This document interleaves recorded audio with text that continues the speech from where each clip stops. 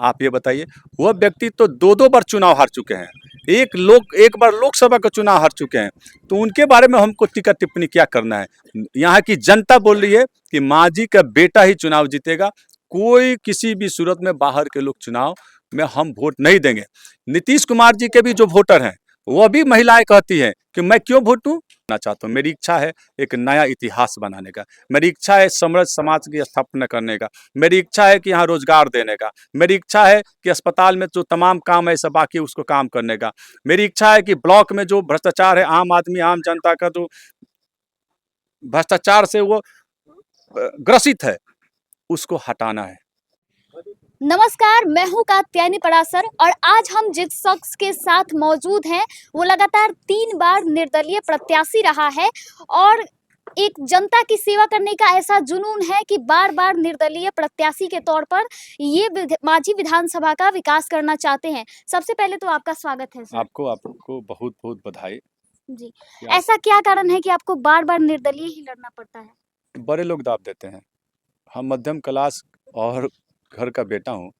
जब आप आगे बढ़, आप ही पत्रकारिता आप कर रही हैं, जी, जब आप बढ़ने की कोशिश कर रही हैं तो बड़े बड़े पत्रकार आपको दबाने की कोशिश करें। जी, उसी तरह राजनीति में हम तो किसी बड़े पिता का लड़का नहीं हूँ, हम्म, और एक ही परिवार में चार चार टिकट मिल जाता है। मैं मध्यम क्लास का बेटा हूँ, हम्म, और मध्यम क्लास के और गरीब का लड़का जब आगे बढ़ने की कोशिश करता है तो दबाने के प्रयास किया जाता है। तीनों बार ऐसा हुआ हम्म, और जनता ने उसका जवाब दिया, और इस बार तो ऐसी जवाब देगी तो बड़े बड़े की दिग्गज की नींद खराब हो जाएगी, और नींद खराब हो रही है। एक राणा के लिए पूरे छपरा के लोग, पूरे छपरा जिलों के लोग ही नहीं, बाहर से भी लोग मांझी में डेरा डाले हुए हैं। तो बाहर के लोग वोट देंगे कि मांझी की जनता वोट डालेगी सिर्फ एक राणा प्रताप के लिए, और राणा प्रताप के साथ मांझी के प्रत्येक वर्ग है।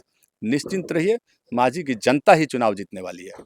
आप बार बार आरोप प्रत्यारोप लगाते हैं कि सत्येंद्र यादव भ्रष्टाचार कर रहे हैं। आखिर इसका क्या कारण है? क्या लगता है? देखिए, वो कहते हैं कि हम विकास कर रहे हैं। कौन सा काम किए हैं? अपना तो विकास किए हैं। 100 करोड़ के मालिक वो हो गए हैं, चार चार लग्जरिया गाड़ी हो गई, उनकी पत्नी पर 20 बीघा जमीन है। मैं किसी व्यक्ति पर आरोप नहीं लगाता, मेरे पास वो प्रूफ है, खाता खेसरा नंबर, कौन कहाँ किधर उन्होंने जमीन खरीदा।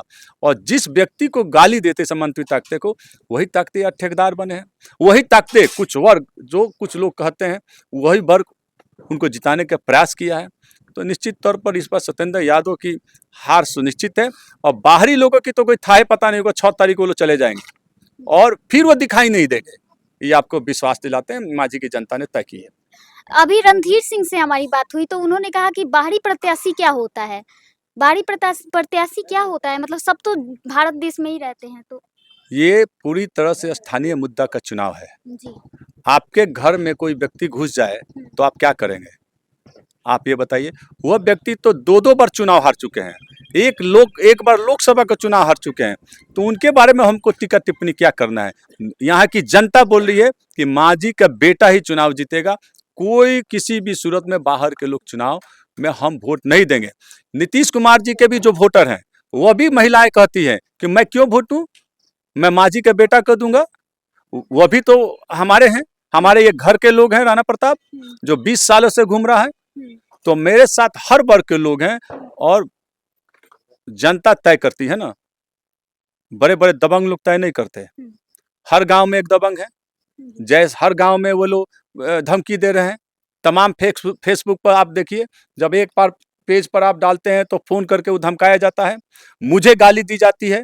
यही लोग, बाहरी तत्व के लोग, बाहर से लोग आकर एनडीए के प्रत्याशी बनते हैं और गाली देते हैं, दोगला शब्द बोला जाता है राणा प्रताप को।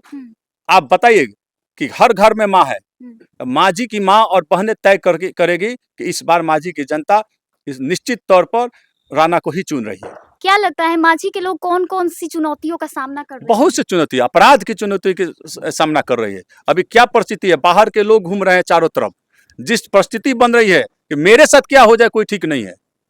तो मांझी की जनता पूरी तरह से हमको सुरक्षित रखी हुई है। और मांझी की जनता, जब आप गरीब सोन की बात करोगे, दलित की बात करोगे, ईबीसी समाज की बात करोगे, ओबीसी समाज की बात करोगे, कुछ मुसलमान वर्ग की बात करोगे, तो ये लोग जो मुट्ठी भर लोग कब्जा करना चाहते हैं। और उस बातें मैं जब करता हूं, एक नौजवान लड़का समाज में बदलाव करना चाहता है, उन हर वर्ग को एक उत्थान करने का प्रयास करता है, तो ये कतिपय लोग कब्जा करके चाहते हैं कि मैं हर वर्ग को क्यों बांटूं, मैं खुद मैं खाऊं। राणा प्रताप ध्वस्त कर देगा ठेकेदारी प्रथा और हर वर्ग को ठेकेदार बनाऊंगा यहाँ पर। ये कौन सी बात है भाई? क्यों नहीं गरीब स्वर्ण बनेगा, क्यों नहीं गरीब राजपूत बनेगा, क्यों नहीं ब्राह्मण बनेगा, भूमियाद दलित ओबीसी ईबीसी समाज क्यों नहीं बनेगा? ये लोग वही लोग हैं जो सामंतवादी ताकतें कुछ प्रकार के लोग हैं और हर जगह हैं। इसलिए निश्चित तौर पर मांझी सत्येंद्र यादव से भी पूरी तरह से खपाया हारने वाले हैं। और बाहरी तो कोई लड़ाई है नहीं है, बाहरी कहीं कुछ नहीं है। आए दिन देखा जाता है कि अस्पताल नहीं होने से मांझी की जो जनता है, कभी-कभी यहाँ के गरीब मर भी जाते हैं इलाज के बिना। अगर आप आते हैं तो क्या करेंगे निश्चित इस बदलाव होगा। मैं तो कहता हूँ ना, मैंने इस 15 साल में मांझी और जलालपुर ब्लॉक में कभी-कभी ही गया हूँगा। मेरे नाम पर काम होता है कि डब्लू भैया ने भेजा है। जी। किसी की हिम्मत है अधिकारी को कि वो काम नहीं करे? और जिस दिन मैं सदन में पहुंचूंगा, सेवक बना, तो मेरे नाम पर और काम नहीं हुआ तो मैं बोला हूँ राजनीति छोड़ दूंगा, ना बेरोजगारी खाऊंगा भी ना खाने दूंगा। जी, बेरोजगारी भी एक बड़ा मुद्दा है मांझी में, तो क्या उसके लिए क्या देखिए, करेंगे यहाँ आप? बड़े-बड़े उद्योग नहीं लग सकते हैं, लैंड है नहीं। हुँ, छोटे-छोटे उद्योग लगाकर हम स्वरोजगार पैदा करके बैंक से जोड़कर जो सरकार द्वारा जो प्रायोजित कार्यक्रम है, हुँ, उसको निचले स्तर पर लाकर और छोटे-छोटे रोजगार करके हुँ। और 100 आदमी को रोजगार दिया जा सकता है। उसके लिए एबिलिटी होना चाहिए, कैपेबिलिटी होना चाहिए। लेकिन यहाँ पर तो कुछ नहीं, केवल जात की बात होती है। बस जात, जात, जात अपने करोड़पति हो जाएँगे और जात सब खत्म हो जाएँगे। कुछ लोग कहता है तलवार उठाइए, तो तलवार किस लिए होता है? तलवार होता है दलित, शोषित, वंचितों, ईबीसी, ओबीसी समाज की रक्षा करने के लिए और गरीब स्वर्ण की रक्षा करने के लिए। जी। तलवार उसके लिए होता है, तलवार उन लोग पर चलाने के लिए नहीं होता है। कलम इसलिए दिया जाता है कि आप पढ़ो और आगे बढ़ो। राणा प्रताप किसी भी सूरत में मांझी की जनता को आश्वस्त करना चाहता हूँ, जो भय पर्याप्त है, यहाँ पर गुंडागर्दी नहीं होने देंगे। दोनों व्यक्ति जिस तरह मांझी को लूटने के प्रयास कर रहे हैं, व्यक्ति दोनों राजद में थे। जब राजद का टिकट नहीं मिला तो जदयू में चला आए। तो दोनों व्यक्ति मिले हुए हैं। मैं मांझी की जनता को स्पष्ट रूप से आपसे मैं कहना चाहता हूं, दोनों व्यक्ति मिले हैं कि भाई राणा प्रताप हर वर्ग का नेता है, कहीं चुनाव जीत गया तो फिर मेरा मिट्टी पलीद हो जाएगा। और मांझी के लोग तय कर चुके हैं, निश्चिंत रहिए। मैं हर वर्ग का नेता हूं, हर समाज का मैं वंशज हूं। तो निश्चित तौर पर आप निश्चिंत रहिए। और आपको भी कहना चाहिए कि भाई यहाँ पर गुंडागर्दी किस लिए, भाई धमकी किस लिए? तो ये चीज ऐसा नहीं होगा। राणा प्रताप अपने लोगों के लिए सर कटा देगा, खून दे देगा, लेकिन मांझी के लोगों की रक्षा मैं करूंगा। देखा जाता है तो हर पार्टी आती है तो कोई ना कोई एक जाति पकड़ लेती है। अगर राणा प्रताप आते हैं तो क्या वो जाति मेरे लिए पकड़ेंगे? कोई जाति नहीं है, मेरे परिवार के कोई जाति नहीं है। मैं सिर्फ समाज के हर वर्ग को काम करना चाहता हूँ। मेरी इच्छा है एक नया इतिहास बनाने का, मेरी इच्छा है समृद्ध समाज की स्थापना करने का, मेरी इच्छा है कि यहाँ रोजगार देने का, मेरी इच्छा है कि अस्पताल में जो तमाम काम ऐसा बाकी है उसको काम करने का, मेरी इच्छा है कि ब्लॉक में जो भ्रष्टाचार है, आम आदमी आम जनता का जो भ्रष्टाचार से वो ग्रसित है, उसको हटाना है। और ये राणा प्रताप ही काम करेगा। मेरा नाम ही राणा प्रताप है, तो निश्चित तौर पर इसमें सफल हूंगा। जाते जाते मांझी की जनता को क्या संदेश देंगे? मैं स्पष्ट रूप से मांझी की जनता को मैं कहना चाहता हूं कि यहाँ पर अपराध से बचाइए। और दोनों व्यक्ति ऐसे गुंडागर्दी करेंगे कि शायद यहाँ के लोग को रूह कांप उठेगी। और आने वाली पीढ़ियां, मुझे तो मैं बोला भी हूँ कि आने वाली पीढ़ियां मुझे माफ नहीं करती, मैं चुनाव नहीं लड़ता था। यहाँ मांझी के हर वर्ग को बचाने के लिए मैं यहाँ पर आया हूँ। हजारों की संख्या में हमारे पास आए थे कि आपको चुनाव लड़ना है, और यही कारण है कि मैं चुनाव लड़ रहा हूँ।